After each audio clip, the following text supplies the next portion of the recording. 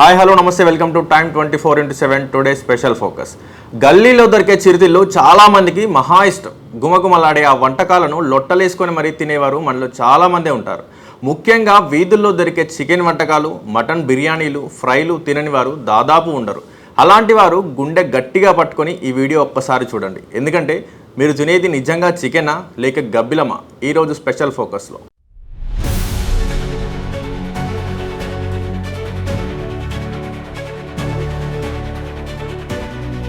అవును, మీరు విన్నది నిజమే. ఓ ముఠా చికెన్ ముసుగులో ఫ్రూట్ బ్యాట్లను వేటాడి వాటి మాంసం వండి వీధుల్లో చికెన్ పేరిట జనాలకు విక్రయిస్తున్నారు.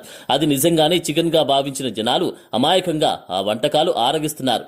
ఇలా జనాల ప్రాణాలతో ఆటలాడుతున్న ఇద్దరు వ్యక్తులను పోలీసులు అరెస్టు చేశారు.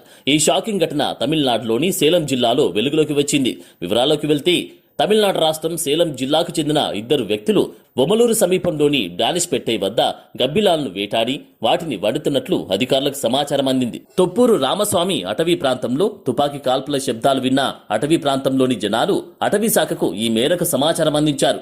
రంగంలోకి దిగిన అటవీ రేంజర్ నేతృత్వంలోని పెట్రోలింగ్ బృందం ఆ ప్రాంతాన్ని తనిఖీ చేయడానికి వెళ్లగా షాకింగ్ విషయాలు వారి కంటపడ్డాయి. వేటాడిన గబ్బిలాల మాంసంతో సువాసనలు వెదజల్లేలా వంటకాలు చేసి ఆ మాంసాన్ని చికెన్ పేరిట అక్రమంగా విక్రయిస్తున్నారు. జనాలు అది నిజంగానే చికెన్ గానే భావించి తింటున్నారు.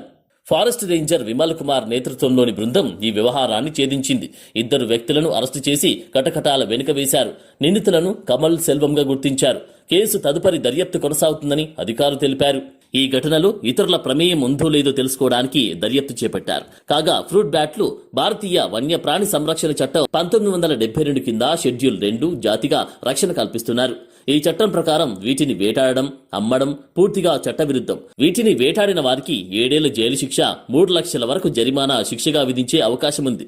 2021లో తుమకూరు జిల్లాలో ఇదే విధంగా 25 ఫ్రూట్ బ్యాట్లను అక్రమంగా రవాణా చేస్తున్న ముఠాను అటవీ అధికారులు గుర్తించారు. వీటిని కూడా మాంసం కోసం బెంగళూరు, తుమకూరుకు తరలిస్తున్నట్టు తెలిసింది.